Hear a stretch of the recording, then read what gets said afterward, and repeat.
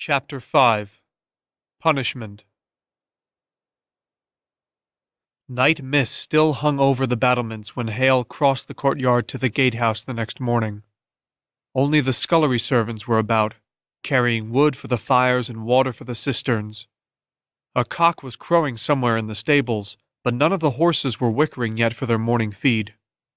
The guards at the drawbridge huddled, red-eyed, around a brazier sipping cups of tea. An hour to wait before they were relieved by the next shift. They did not salute Haille as he passed. Wrapped in a cloak, his hood over his head, his identity was obscured and he could pass as just another teenage boy. A curt "Good morn" was all they offered without distancing themselves from the warmth of the brazier.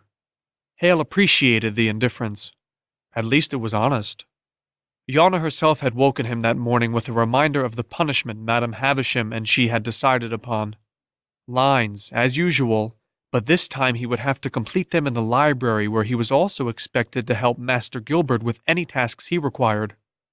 Haille half expected the old man to be in bed himself, but when he entered the courtyard of Academy House, he saw a light flickering behind the stained glass window of the library. The front door was unlocked. The main hall was thick with the smell of leather folios, vellum, and beeswax candles. Master Gilbert was hunched over the fireplace stoking the embers that had cooled in the night. The hall was still cold, and although Haille removed his cloak and hung it on the clothes tree in the corner, he left his scarf wrapped around his neck. "My prince," Master Gilbert said, "help an old man, will you?" "I understand my punishment requires it," Haille said, kneeling beside the librarian and helping him to arrange some kindling over the embers. They took turns blowing on the coals until the sticks smoldered and took light. Haille stacked a few logs on top. Master Gilbert's knees cracked as he moved to stand. Haille helped to steady him by his elbow. "Your misfortune is my boon," the librarian said. "Oh, it is too cold yet to sit still and write lines, don't you think? Would you mind bringing in some more wood for me?" "Of course," Haille said. He replaced his cloak on his shoulders, picked up the wood carrier, and went back outside. His breath was circling about his head as he reached the pole shed where the Academy's wood was stored. Once he had balanced a full load and trudged back across the grounds, the library was already brighter, as Master Gilbert had lit a number of candles and lanterns on walls and tables. The logs Haille had first put on the fire were crackling as he stacked the new wood on the hearth. Although menial, he preferred this work to sitting in a cold, stiff chair writing lines, and he was quick to respond when Master Gilbert called him to his desk and handed him a stack of oversized folios to reshelf. When Haille returned from the stacks, the main door swung open and a man in his 20s, a castle scribe, stepped inside, the candle flames dancing with the breeze of wind that followed him. Haille had seen him on occasion in the council hall of the castle, but he did not know his name. Master Gilbert met the scribe at the door, taking his hand in both of his, and the two of them shuffled down an aisle chatting together. Haille checked the fire, scraped the wax off the reading tables, topped off the inkwells, trimmed the quill points, and then with nothing left to do he settled himself at one of the freshly cleaned tables with a sheet of parchment and began the first of the 1,000 lines he has been tasked to write. "Strength is for protecting and preparation. A man's worth is judged by how much he loves and is loved," he began, the quill making a pleasant scratching noise as he wrote while the fire crackled and the voices of Master Gilbert and the scribe echoed off the vaulted ceiling. The drudgery of the task and the still fresh memory of his warm bed made Haille drowsy, and he was nodding off when one of the Academy's scullery maids came in with a dented kettle of tea and hung it next to the fire. She left on her next errand without glancing at Haille. He helped himself to a steaming cup of tea and returned to his lines. In the next hour the darkness outside lightened, and the sound of other students arriving for the day drifted in from the courtyard. The classrooms were not yet open, and a number of students came to the library where they spread their books and began to study, or pretend to, as they whispered to one another and poured themselves cups of tea. Among them was Annabelle Chastain. She was wrapped in a black cloak with her family seal, a burgundy fox, embossed on the back. As the room warmed, she removed the cloak to reveal an immaculate white bodice that nearly glowed in the dim light. It was matched with a black, crushed velvet skirt, trimmed with a burgundy hem, She set her cloak on the back of her chair and sniffed the air in Hale's direction, her nose wrinkling as if some odor offended her. When she sat back down, she mumbled something just on the edge of hearing to her companions. The 3 other girls, all Hale's classmates, burst out laughing. Haille swallowed and the quill tip slipped and left a streak of ink alongside his lines.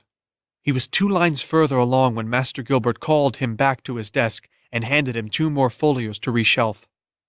He did so, then stoked the fire and refilled his teacup before sitting back down at the table.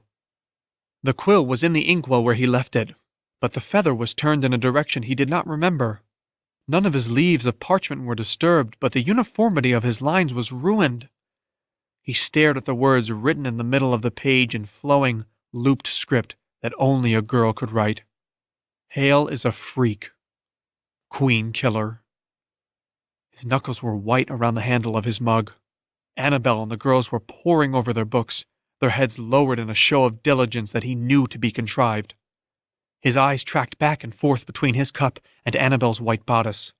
All the noises of the academy in the morning, the crackling fire, the clap of horses on the cobblestone courtyard, the opening and closing of the main door, Master Gilbert's whispers with his visiting scholars receded as if under water while the sound of rushing blood filled Hale's ears. The surface of the tea in his hand rippled as he trembled. His world was reduced to the words on the page, the cup in his hand, and the growing impulse within him. So focused was he that he did not notice Master Ivan approach the table. The sword instructor called out 3 times before Haille realized he was saying his name. "Master Ivan." "Good morn," he said, placing his hand on Hale's shoulder while his eyes roved over the parchment. Ivan's age was difficult to calculate. His hair was closely cropped and silver, his face weathered and lined, but his body was lean. Haille had seen him beat knights in practice many years his junior who had been foolhardy enough to challenge him in earnest. Haille was not sure if he came from a high family or not. Most of the instructors in the academy did, but Ivan wore no insignia, no crests denoting such status. His dress was proper, his doublet always stylish if subdued, lacking the lace or padding fashionable with some of the more wealthy aristocrats. He was always clean-shaven and his face characterized by a wry smile that never faded. If the words on the parchment offended him, he betrayed no sign. Instead, he squeezed Haille's shoulder and said, "Perhaps you might consider changing tables to a different alcove where you won't be disturbed." "Who will tend to the fire?" Haille asked. Ivan reached into the wood carrier, pitched 2 logs onto the flames and said, "Let it tend itself. Come." Haille slung his satchel over his shoulder, rolled his parchments and followed his instructor, balancing his quill in his inkwell. Ivan led him to the opposite end of the library. Far away from the hearth and the fire it was colder. Haille wished for his cloak but did not consider going back to where Annabelle and her friends sat. Ivan stopped at a table where a number of large folios were already opened. Pages of illuminated manuscripts stared up at the ceiling, the rich colors of the inks brilliant even in the dim morning light. Haille took in the rows of shelves around them. "These are books on the occult, magic and superstition. I'm not allowed to be here." "You are with an instructor?" Ivan said. Haille nodded and spread his sheets out next to the folios. Just as he sat down, the bell tower struck the 7th hour. Ivan stopped, his own mug of tea halfway to his lips. "How time flies. I'm doing the practice hall already. Haille, do me a favor and return these to the shelves, will you?" "But I'm not allowed to stay here without you, am I? These books are banned for children," he said, looking up at a bust of Hilary Hilborn that stared out like a watchful guard. It was Hilary who banned belief in superstition and the practice of magic. "Foolishness," and the "enemy of reason and logic," he had called it. Ivan's eyes slid sideways to the bust for a moment before returning back to Haille. "Well, I don't see any inquisitors here, and you are supposed to help Master Gilbert." "I am." "Good, then I'm off." He drained his cup of tea, pulled an apple from his pocket, tossed it in the air, caught it, and then took a loud bite out of it just as he disappeared between 2 towering shelves. Haille was left alone watching dust motes swirl in Ivan's wake. He remained rooted in place for a long while, feeling as if the bust of his ancestor were watching and that some alarm would sound if he stepped in any direction. "I could just play dumb," he decided, stepping around the table. To his surprise, he could not even read some of the words in the folios, for they were written in strange letters. Even the letters he knew were in combinations making words he did not know. The pages themselves were paper jewels, mixtures of colored inks he had never seen before. Ordinary red, yellow, green, and blue were accompanied by carmine, amber, malachite, and indigo. Even the black shading sparkled with flecks of silver, stars in the night sky. The very vellum they were painted on was pristine, free of wear despite its age. This was likely due to the fact that these were forbidden texts, and no one but instructors and historians was allowed to open them. Hilary Holborn had banned these texts in the founding charters of their kingdom at a time when ignorance was still rife. In addition to tax collectors, castle guards, and regular soldiers, Hilary Holborn had founded an entire class of enforcers. Inquisitors. Men and women who prowled the city and the countryside, punishing the superstitious for their foolish and simple-minded practices. But Ivan had been right. There were no inquisitors here. They were easy enough to spot in their gray cloaks and yellow surcoats. Haille actually saw few in the city. Everyone knew that city dwellers were more sophisticated than the villagers in the countryside. That was where superstition flourished, and the majority of inquisitors' work waited for them. He leaned over the table, his eyes drinking in the colors. He moved to close the other folios and smaller books to at least make a show of performing his duties. But he left the nearest and largest open. It was the one Ivan had been looking at last. On one page ran lines of elegant, flowing script. On the opposite was an elaborate drawing of a blue-green statue. It was a woman with stylized features that made her look beautiful and exotic. She was slender and lithe, her body wrapped in a robe that stuck close to the contours of her body as if she had just stepped out of a pool. Her headpiece was made of hexagons filled with amber, and from its crown coursed rivulets of water that ran the length of her arms to her outstretched hands, from which flowed streams into two waiting basins that emptied into a third larger basin at her feet. The statue was carved out of the wall of a cavern flanked by deep chasms on either side. One would have to walk over a narrow walkway covered in rippling water to reach her. Haille lost track of time, delighting in the detail, the depth, and the realism of the artwork. Curious to know more, he read the writing on the facing page. The Font of Jasmeen, a boon to those afflicted with sicknesses and maladied from birth. For those who touch its waters will be granted any wish. Haille swallowed. Here was pure superstition, fantasy, the stuff of wives' tales and fireside yarns, nothing he was supposed to be reading. But like a spreading fire, already his mind was alive with possibilities. Could such a place be real? Why would Ivan have been reading about it? Why would he want Haille to find it? Was it a cure? A shuffle of footsteps startled him. He lifted the cover of the folio up and slapped it shut, checking over his shoulder as he gathered the remaining tomes, playing the part of the diligent helper and obedient student, shutting away such texts and not lingering over them. The footsteps came from an adjacent aisle.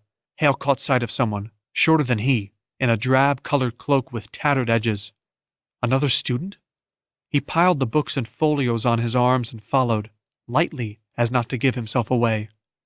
The figure went deeper into the forbidden stacks, twisting and turning around shelves as if familiar with them. Haille followed, noticing a flash of light blue beneath the cloak, likely the coat of another student, who also should not have been amid the stacks. He was sure of his hunch when he heard Master Gilbert's voice echo off the ceiling. "Right over here, you might find something by Bellet." He was still with the scribe Haille had seen earlier. Whomever Haille was following reversed direction, trying to avoid the librarian. Haille pursued along a parallel aisle, looking over rows of books to make sure he did not lose sight of the intruder who was running now. Haille ran too, as best he could on his tiptoes and laden with books. One tome began to slip as he took bigger steps, and he reached down to grab it. Distracted, he collided with the other student as they both turned the corner. The books tumbled to the floor. Haille fell backwards onto his tailbone. His legs sprawled out before him while the other student fell in the opposite direction, a book landing with a soft thud on her chest. Haille looked up into a familiar face.